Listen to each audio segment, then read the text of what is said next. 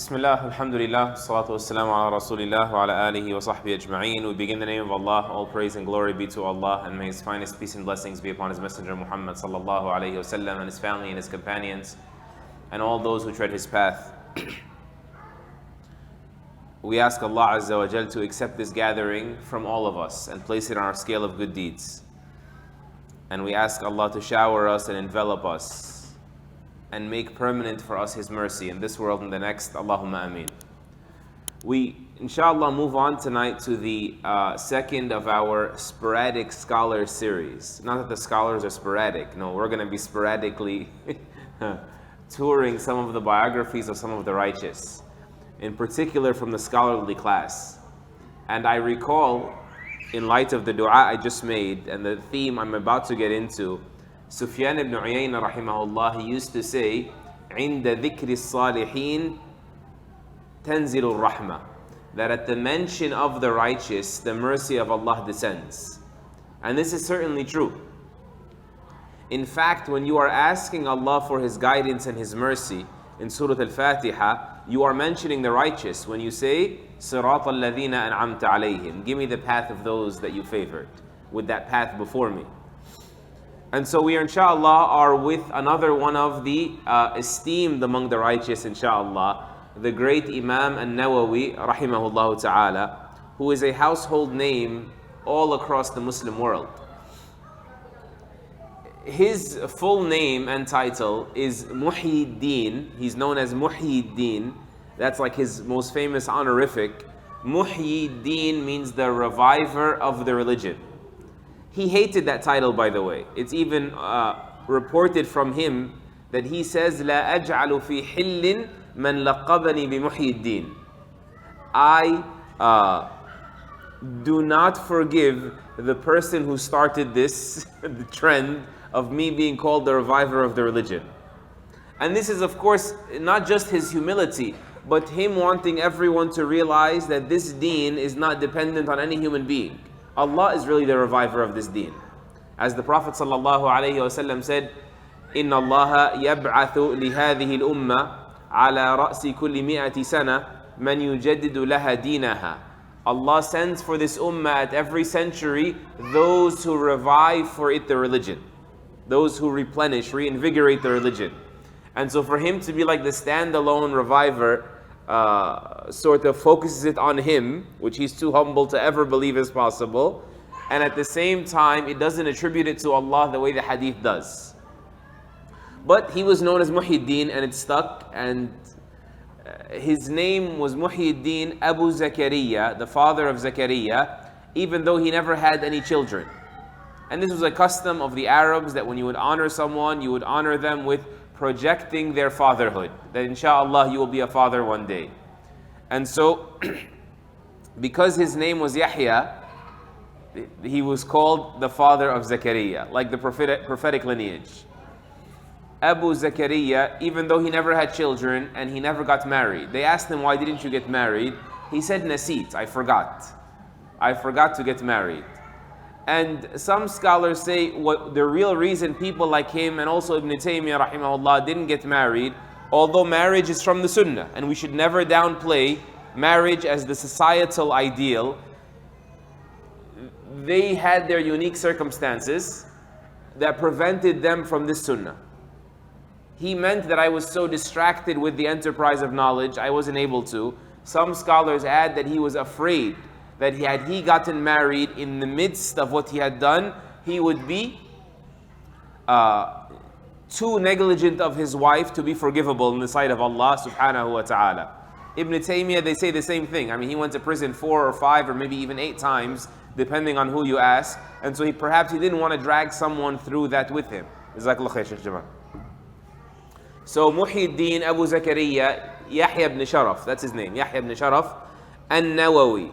He was called Al-Nawawi because he was, I'm laughing because Nawawi in modern times, if you ask an Arab, what's Nawawi? They'll say nuclear. Nawawi is the Arabic word for nuclear now. But the Nawawi for them was because he was from a town called Nawa. Nawa is basically an offshoot of the Syrian province of Dar'a, And so Nawa is about a little less than 100 kilometers from Damascus, the capital of Syria. He was born in the year 631 in Nawa, and his father also, like Imam Al-Bukhari, was not a scholar. He was actually a businessman. He was a tradesman, but he raised his son upon the love of the Quran. Some scholars mention that he only began memorizing the Quran at 10 years old. Because of a famous story, and maybe there is more behind this, that I'll read to you. Yasin ibn Yusuf al-Murakishi, rahimahullah, he says, I saw Shaykh Muhyiddin, meaning Imam Al-Nawawi, when he was still 10 years old. I saw him in Nawa, in his hometown, his little village. The children were forcing him to play with them, and he was running from them and crying from how much they were pressing him, and he didn't want to. And so he would run away and continue reading his Quran while crying. He says it was like a weird sight, like a little kid is crying, reading Quran, not because they're forcing him to read Quran, but they're forcing him to play with them and not read Quran. He says it was odd, like just like what kind of kid does this? Even for their age, it's odd. He says, so he caught my attention. So immediately I loved him, like the love for him landed in my heart, and I saw that his father started having him work in his like local store, basically in a booth. And even in the store, he would pay no attention to anything. He'd just keep grabbing his Quran and trying to get through his Quran. He would not buy or sell or anything. So I followed him to his Shaykh, the guy he goes to read Quran to him, his Quran instructor.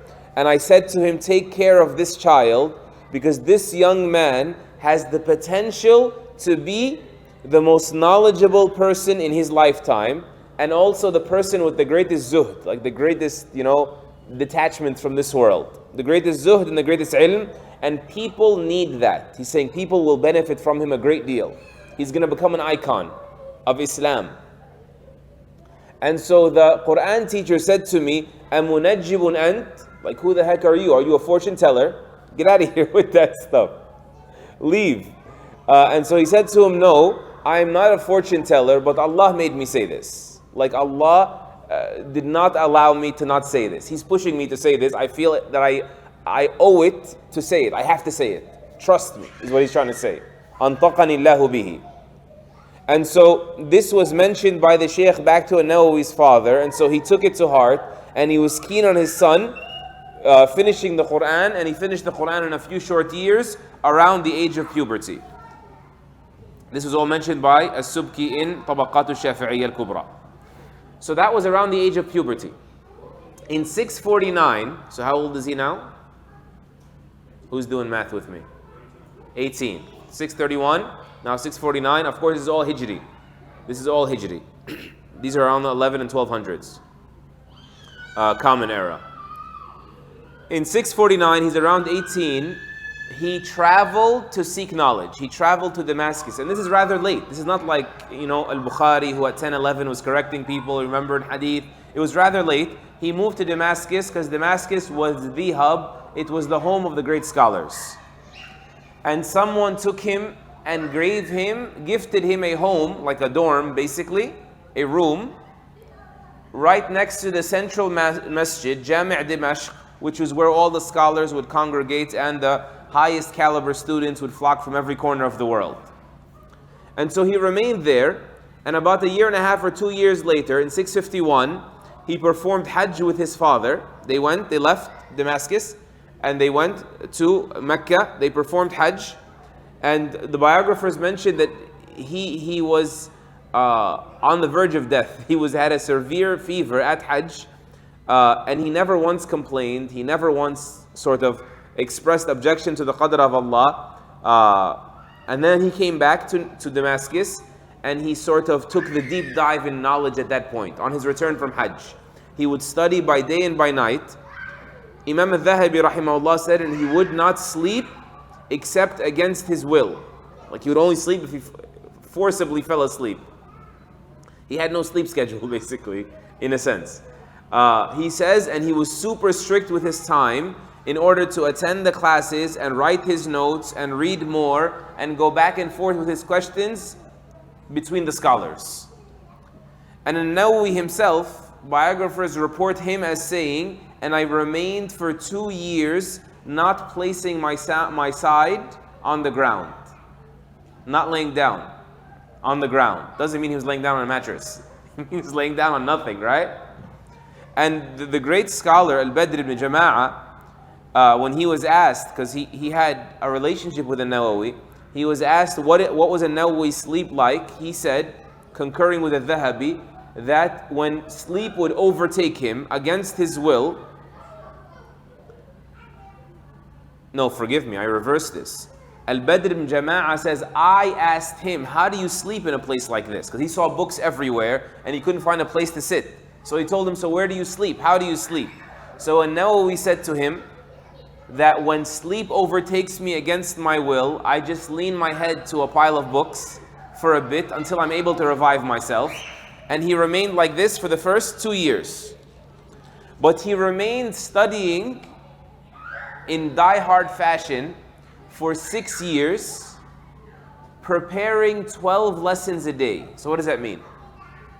Like you basically self-study a lot of times. Not everywhere, but you self-study where you study these texts, you study these books. He's not very early like Al-Bukhari rahimahullah, before the eras of compilation. So you're studying and you go and present to your teacher and he tells you got it right, or he tells you go back and check with this, and so on and so forth. A lot of the learning was like that. So he would prepare 12 lessons every day, whether in the Arabic language, traditional classical Arabic, or in Nahu, you're talking about grammar, you're talking about usul al-din, like the fundamentals of the religion, theology, you're talking about usul al-fiqh, legal theory, qawa'id, like legal maxims, you have like mustalah al-hadith, which is like hadith terminology. Then you have ilm al-rijal. Ilm al-rijal is just the biographies of the narrators. And so you can imagine how much work and sacrifice he put in. And there's an important lesson here, that the students of sacred knowledge, the knowledge of the deen of Allah Azza wa Jal, are either the best people or the worst people. Because of the amount of sacrifice involved, right? And so if your intentions are in the right place, nobody's equivalent to you. Nobody. Imam Ahmad used to say this as well. Ahmad ibn Hanbal used to say, seeking knowledge has no equivalent if the intention is correct. But if the intention is not correct, then you have tokenized, you've trivialized and sacrificed so much to trivialize the most valuable currency, right? The sacred knowledge of Allah's deen, to get within a shallow offering of this world. Fame, notoriety, celebrity, money, whatever it may be. And so, depending on your niyyah, you're either going to get the best of both worlds, or you're going to miss out on enjoying life here, as shallow as it is, and you're going to be in the worst standing on the Day of Judgment. The first people to be punished in the fire are who? The scholar and the combatant and the charitable person with poor intentions.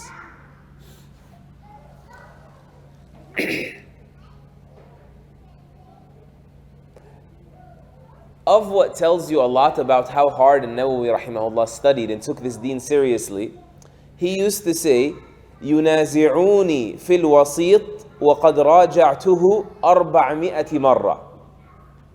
They argue with me, like he's frustrated with some people. He's saying they're arguing with me about Al-Wasit. Al-Wasit is one of the mainstay manuals in Shafi'i fiqh. In the Shafi'i school of law, now he was Shafi'i.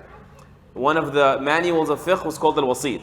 He's saying you're arguing with me about Al-Wasit, and I have gone through this book 400 times. So it's not like, take a book, flip it, next book, take a book, flip it. He's committing them to memory, and he's going through them time and again to see, what am I missing here? What am I not understanding here? And how much are we in need of this nowadays, to realize that you reading a scholarly work does not mean you've mastered it, or you've become equivalent to the author of that work. And all sciences now, we have that issue. They call it anti-intellectualism, right? That just because it's technically out there means you know how to find it. Or just because you read it, you think you understood it, but you didn't. Al-Imam ibn Abd al-Barr, who's a great Maliki scholar, he narrates from Umar ibn Abd al-Rahman that he said, Umar ibn Abdul Rahman said, I presented to Malik, Imam Malik, the great founder of the madhab, I presented to Imam Malik his Muwatta, his book of hadith. And his reaction to me was, he said to me, كتاب ألفتموه في 40 سنة أخذتموه في 40 يوما. There's a typo here. He's saying كتاب ألفته, a book that I put together over the span of 40 years. You digested it in 40 days. He's trying to tell him, do you think you understand what you just memorized? Sure, okay, you got the 900, 1,000 ahadith. Do you think you know what to do with them? Like Imam Malik rahimahullah spent 40 years on this book, picking this hadith and not that hadith, and then adding a hadith and then removing it again next year. It's going through refinement and sharpening and filtering and understanding. And so the people, you know, when we were younger, we'd say like, yeah, this scholar said this, but the hadith is weak. Actually, you have no place to say that whatsoever. Because if you sat with that scholar, he would like cause your head to spin about why he thinks the hadith is authentic, and you have no way to answer it. Because you don't even understand what he's saying, right?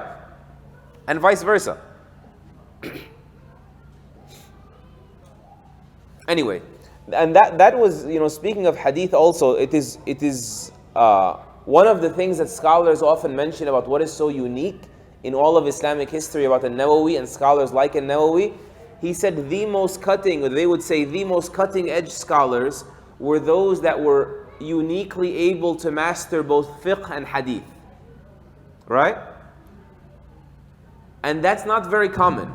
It's not very common to have a scholar that's a tier 1 in both of them, but An-Nawawi certainly was. Like, he has very authoritative writings in both spaces, both in hadith and also in fiqh, in Islamic law. As for his dedication to writing, he would write, the biographers say, until his hands would go numb and fail him. Like he's not even able to hold the pen anymore. And then when that would happen, he would say to himself, إن كان هذا الدمع يجري صبابة على غير ليلى فهو دمع مضيع. This is going to take some explanation. So this is like a couplet of poetry that Qais, the guy, you guys know Majnoon Layla, Qais, the guy, you guys know who Qais is? Who's Qais? Qais is the Romeo of Arabia. Okay? Qais is this man that basically filled the world with his poetry. It's unfortunate, yeah, I'm not saying it's completely ethical. With his poetry about chasing after Layla and not being able to marry her. Some of it is very entertaining, some of it is very fascinating. Some of it, if you learn it even in translation, will win you a few points with your wife. Only your wife. But one of the things Qais, so the Arabs actually took the poetry of Qais and they repurposed it in every direction because it was so famous, right? And so now he's doing that here. He's saying if these tears, Qais is saying originally, hundreds of years ago, if these tears fall for anyone other than Layla, my lover, right? Then they are wasted tears. What's he trying to say? Stop blaming me for crying over Layla. Nothing on earth is worth crying over as much as Layla is worth crying over. Crying over anything else is not worth it compared to Layla. So An-Nawawi, look what, this is how they repurpose. An-Nawawi is saying, what better way to use up my hand and the strength in my hand than writing the hadith of the Prophet ﷺ, than writing the religion of Allah. If I were to sacrifice this way in any other direction, that would be a wasted sacrifice. But there's nothing wasteful here. That's what he's trying to say. And that's really, an important nuance regarding sacrifice. There are people all over human history that sacrifice in very extensive ways. Sacrifice in and of itself is not praiseworthy. It's about what you're sacrificing for. Like there are people who sacrifice their lives to get attention. Is that praiseworthy? They're all over YouTube, by the way. and TikTok and elsewhere. This is not praiseworthy. If you sacrifice, your life for tribal honor, pride, having the last word, and then it gets into an altercation, and then you die. So, mashallah. No, not mashallah. Astaghfirullah. Right?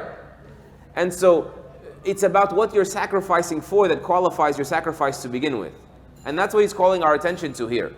That everyone's going to sacrifice. So, who sacrifices for a worthier cause than me? So, I should keep pushing. I just have to mention it. It's one of my favorite stories in all the lives of the Sahaba.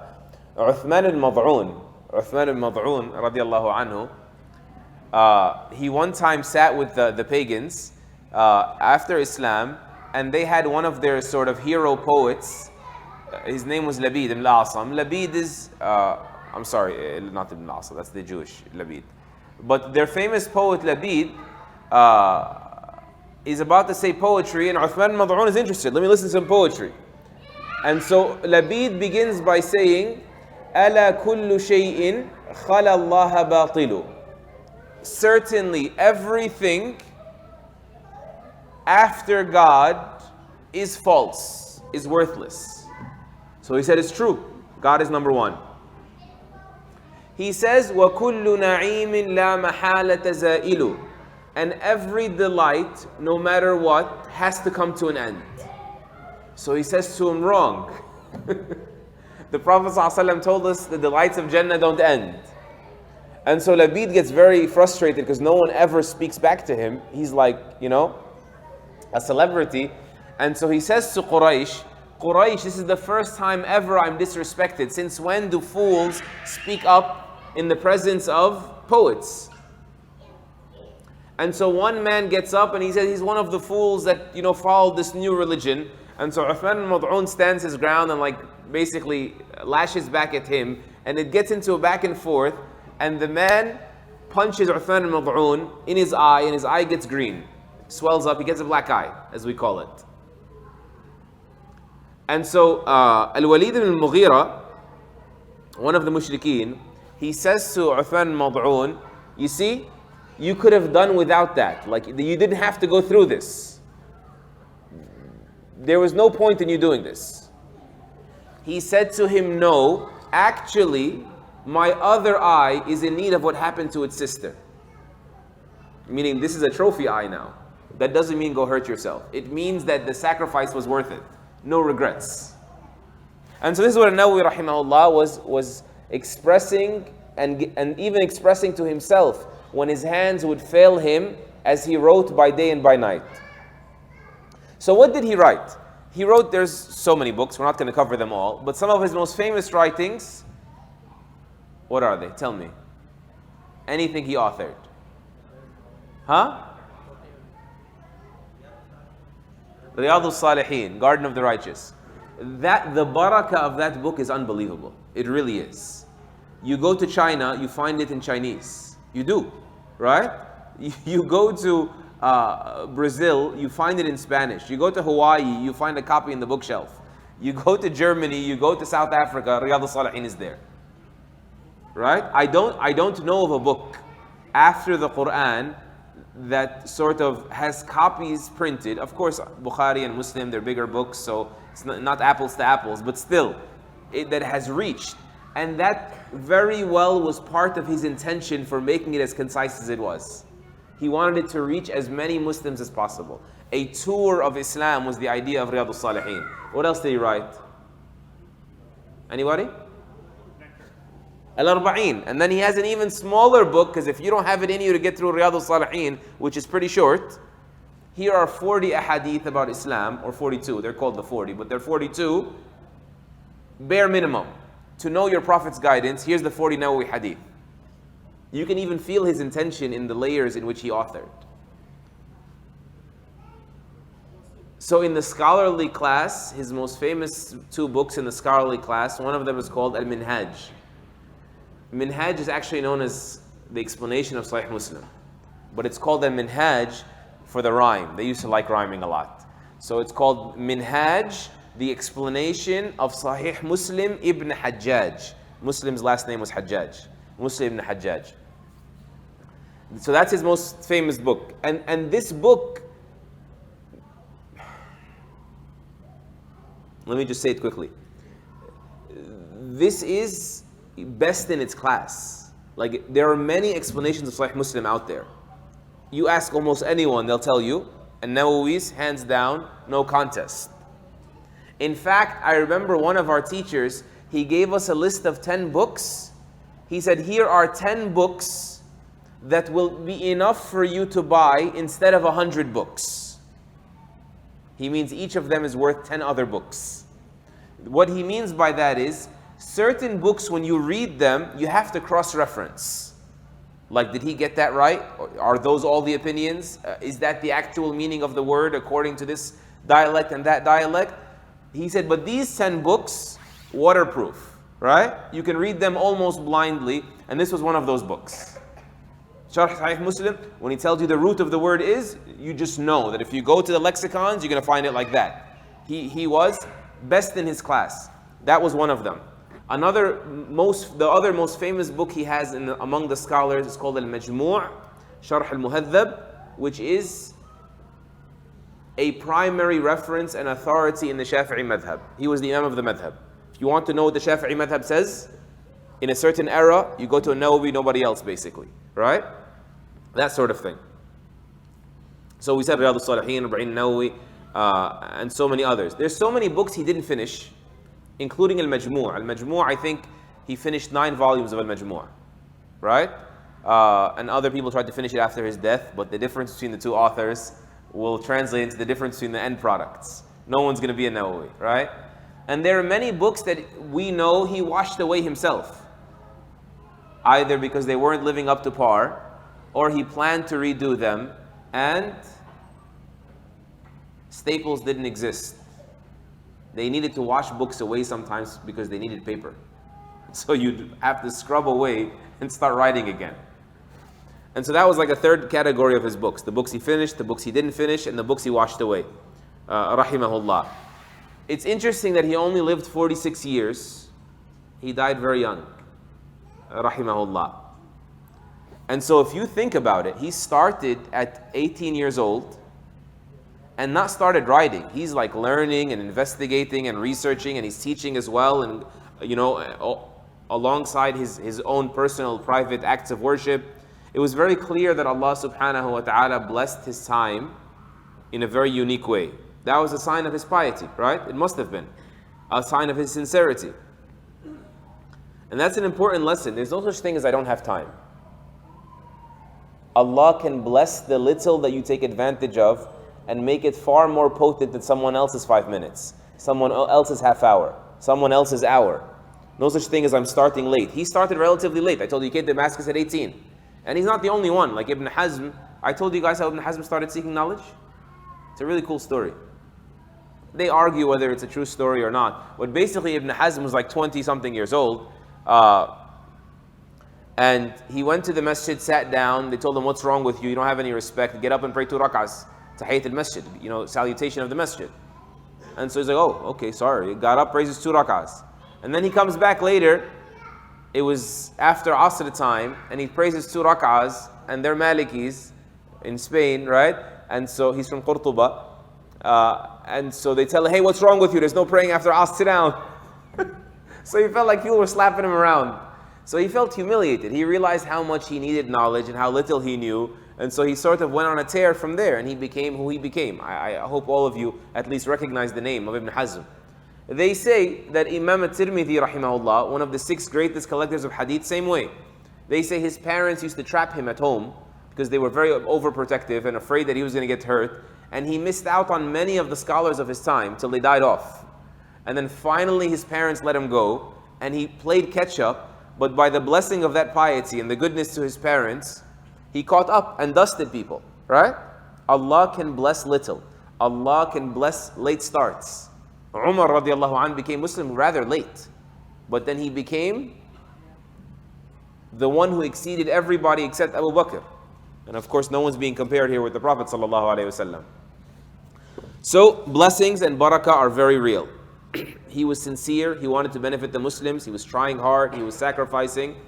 He even wrote, by the way, in terms of his sincerity, in his introduction to Al-Minhaj, his explanation of Sahih Muslim, he said, were it not for people not having the interest they once had, the stamina and the interest they once had in reading, and my fear that the book would not spread, I would have elaborated further in this book that's 9 volumes, and I told you top of its class, I would have elaborated further and it would have been 100 volumes. So he had it to give it. But he's not trying to flex on anybody. He's not trying to impress anyone. He's trying to benefit the ummah. He's trying to teach the world the guidance of Allah and His Messenger, sallallahu alayhi wasallam. What time did we start? 55? So it's been 35 minutes. Okay. To speak a little bit about his devotion, his devotional practices, his worship, he was known to heavily read the Quran every day, and he was also known to fast every permissible day of the year. And I know you're going to say you shouldn't, and so on and so forth, but there's a whole opinion out there among the jurists that the ahadith that limit how much you should fast, they were particular to certain people and their strengths. So he would, and many of the Sahaba, by the way, fasted for years on end, except for the haram days, including Aisha radiallahu anha and Umar as well, radiallahu anhum. As for his night prayers, Muhammad ibn Abi al-Fath al-Hanbali, he says, one night I was towards the back of the big mosque in Damascus, Jami' Damascus that I told you about. And the Shaykh, meaning Al-Nawawi, was standing praying in front of a column in the dark, in the shadows somewhere, and he was reciting, وَقِفُوهُمْ إِنَّهُمْ مَسْئُولُونَ, repeating it with great sadness and great khushu' until that generated inside of me what Allah only knows. Like, I cannot describe to you how it made me feel, what it stirred inside me to see him how he was, repeating that ayah over and over and over again in khushu' and in such sadness. That ayah, by the way, وَقِفُوهُمْ إِنَّهُمْ مَسْئُولُونَ, is a scene from the Day of Judgment. Allah Azza wa Jal, in the context of the ayah, He sends a group of people to the fire, verdict passed already. Then Allah says, meaning as they're being taken to the fire, and stop them, for they will first be asked. And so on top of the sentencing, there's further humiliation there, that they're going to be stopped at the beginning of the bridge where everyone is passing, and they will be asked, like micro-questioning, about every statement they ever said and every action they ever did, until they answer for every wakeful second of their lifetime. So An-Nawawi was repeating this ayah, imagining himself in that position, may Allah forbid, and it was causing this in him and in the onlooker who was watching him, observing his worship. Of his integrity also is that he, for the entirety of his duration in Damascus, he refused payments for his teaching from the government and from his students. And he would even refuse any gifts from his students. Why would he refuse gifts? Same reason these policies exist in public schools. Why? Some public schools. The fear of favoritism. So this was a self-imposed rule that these scholars had, that I fear my heart would lean and I would be unfair if I accept gifts from students. What if another student can't afford to get me the gift? And then I start being prejudiced towards this one. What if I'm not able to be impartial? And he would eat one meal a day, and he wouldn't like cooked meals to save time. He wouldn't be cooking meals. He would just prefer fruits and vegetables when he could. And what was very interesting also is that he would not eat from the produce of Damascus. He would prefer what his father would bring him from Nawa, like cucumbers or whatnot. And the reason for this was because the way that sharecropping was happening, it's like a legal issue, it's a fiqh issue. Sharecropping was happening in Damascus was controversial, Islamically speaking. Are you allowed to sort of use the lands this way, renting them for a portion of the produce? It's a long story. But the idea is, and this is the amazing part, in the Shafi'i madhab, which is the madhab of Imam Nawawi, that form of planting is permissible. and he's Shafi'i, but because it is not agreed upon its permissibility, he would not act on his madhab, he would act on the safer view. Rahimahullah. And then he got in trouble with the government. So when the Muslims finally were able to stop the onslaught of the Mongols, what was that battle called? Anyone know? The Battle of Ain Jalut. Jazakallahu khairan. Who was the Muslim commander? That Qutuz and Baybars. So when Sultan Baybars basically got the credit, or most of the credit, even though Qutuz of course is celebrated as well, rahimahumullah jami'an. So when he stopped, so Damascus was under Tatar rule. They were among the cities that was overtaken by the Mongol, the Tatar. And then a dynasty arose. I don't know why I'm saying all this history. A dynasty arose in Egypt. The slaves killed the Khalifa because he was a loser. And they said, you know, we're going to take things into our own hands. We're the new Khalifas. And that was one of the unique moments in Islamic history when the Khulafa were slaves. So the slave class became a dynasty. That's why they're called Mamluk, the Mamluk dynasty. Mamluk literally means possessed. Because they were possessed by others, they were slaves. So it was the Mamluk dynasty. Very interesting. It's like an oxymoron. And so Sultan al-Zahir Baybars, al-Bunduqdari, he was the slave of Bunduqdar, and then he became the Sultan, became the Khalifa. He stops the Mongols at Ain Jalut, first time they ever lost. And then he starts basically reclaiming Muslim lands. Automatically he becomes sort of the Emir of Damascus as well, because they had just finished Damascus before getting to Egypt. And so he becomes the leader of Damascus. And so An-Nawawi says to him, by the way, none of this is yours. Like he just finished off the Mongols, none of this is yours. Because this actually didn't belong to the Mongols. This was stolen from the Muslims by the Mongols. Now that you've taken over, your job is to give it back to the people it was stolen from. And so he was extremely offended, extremely insulted. Victorious commander being told, what he can and cannot do with real estate. And so he said to them, strip him of all his positions. He's fired from whatever he has. So they said, he doesn't have any positions. He's not on payroll. What do we do? And so after a while, sort of the relationship improved, and he realized this is not some guy who's just sort of trying to rebel to win the moment, because it was up for grabs. It was sort of a up for grabs moment in Damascus. But then he got him upset again, or got the Sultan upset again. What happened? When jihad was being resumed now against the Tatar, the Mongols, he came to all the scholars and said, get me money from the masses so I can fund my military campaigns. So the Sultan basically had this fatwa, and he requested them all to be signatories on this fatwa to sign off that we can charge citizens a tax to fund the jihad campaigns. Some of them signed out of fear. Some of them signed out of greed. Some of them refused to sign and were executed.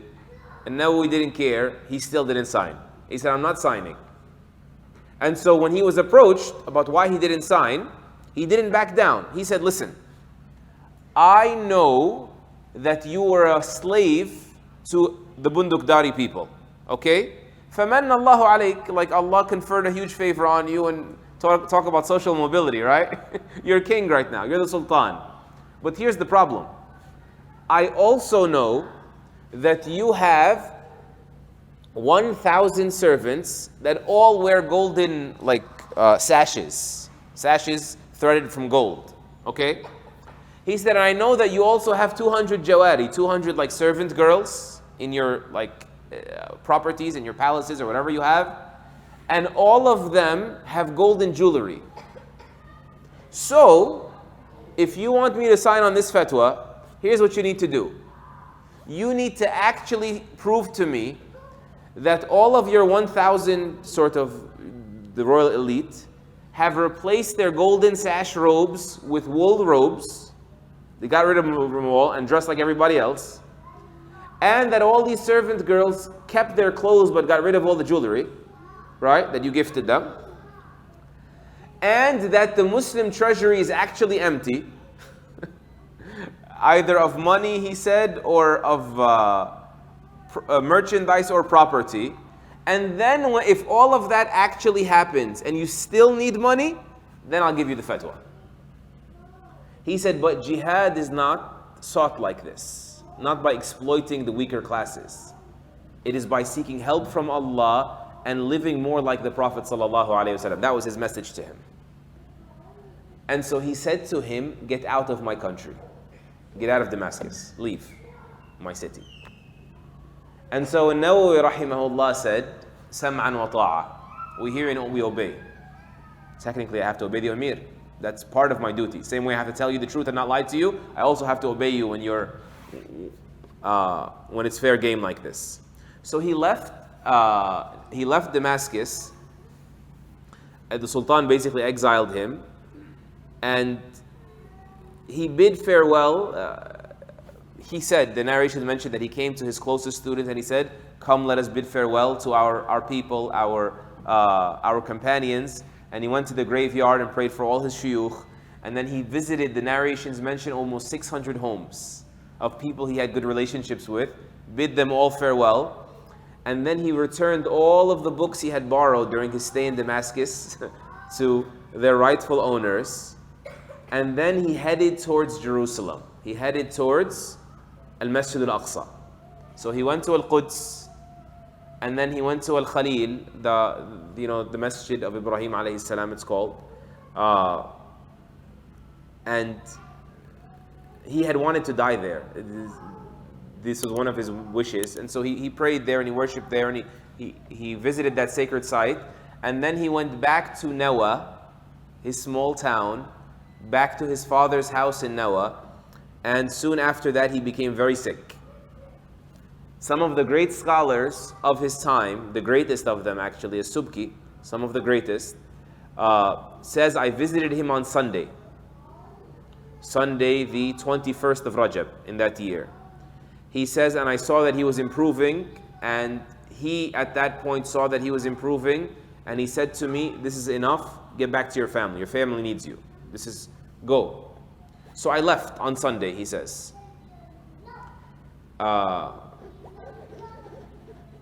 He says, and then on Wednesday, the 24th of Rajab, in the year 676, Allah subhanahu wa ta'ala called back his soul, rahimahullah. And news of this, when it reached Damascus, a day later, it shook Damascus itself. The whole city shook with weeping and grief over the death of An-Nawawi, rahimahullah. And there's a lot that I want to stop at and say here, but we are running out of time. But one of the signs of a good end, people always ask, how do we know it's a good end or a bad end? The person died on a good note or a bad note.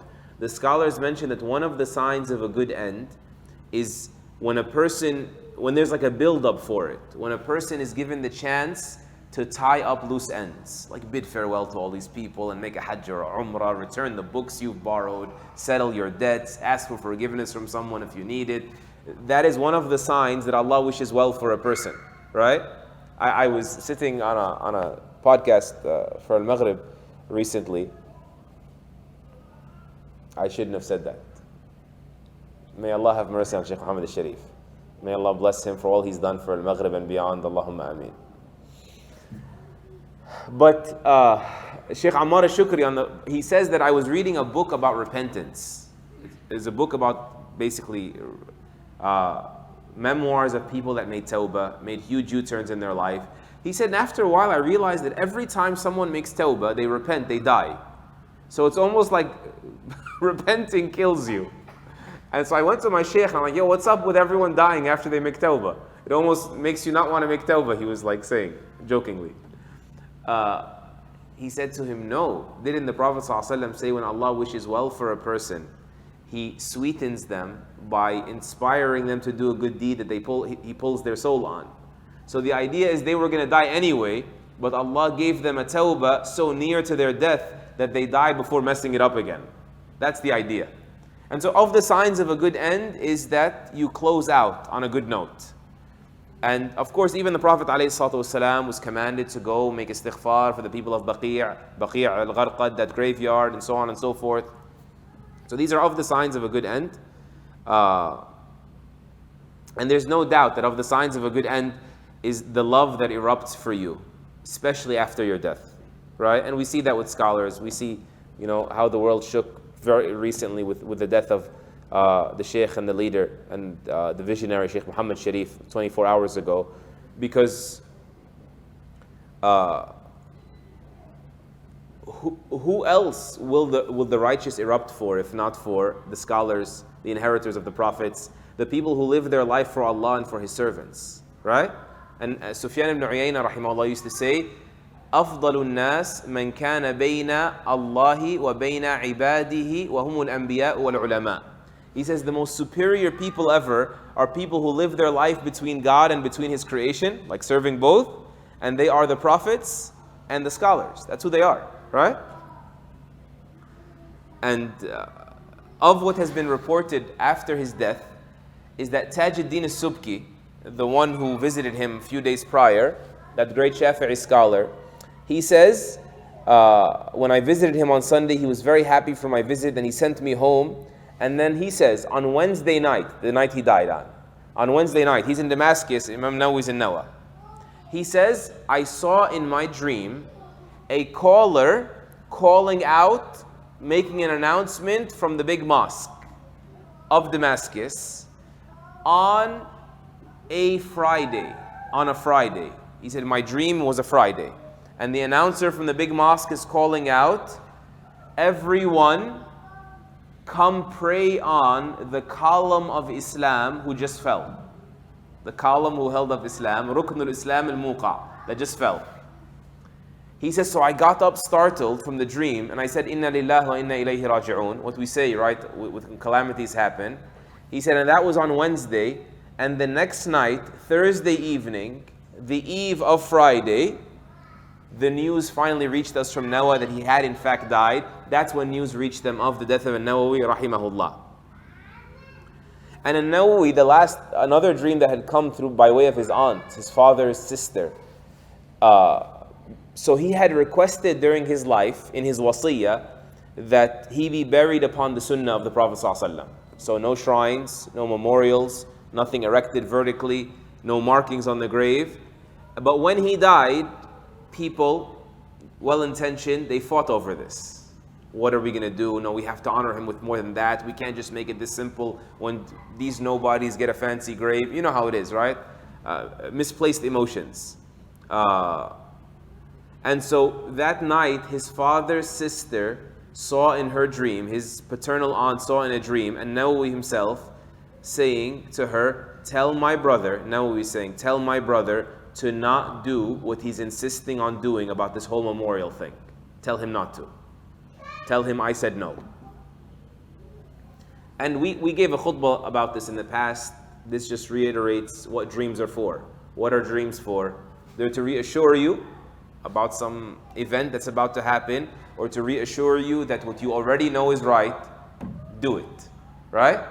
So about accepting the qadar or staying strong on the sharia, that is the purpose of the dream of a believer. The ru'ya, the vision that Allah sends a believer when He wishes well for them.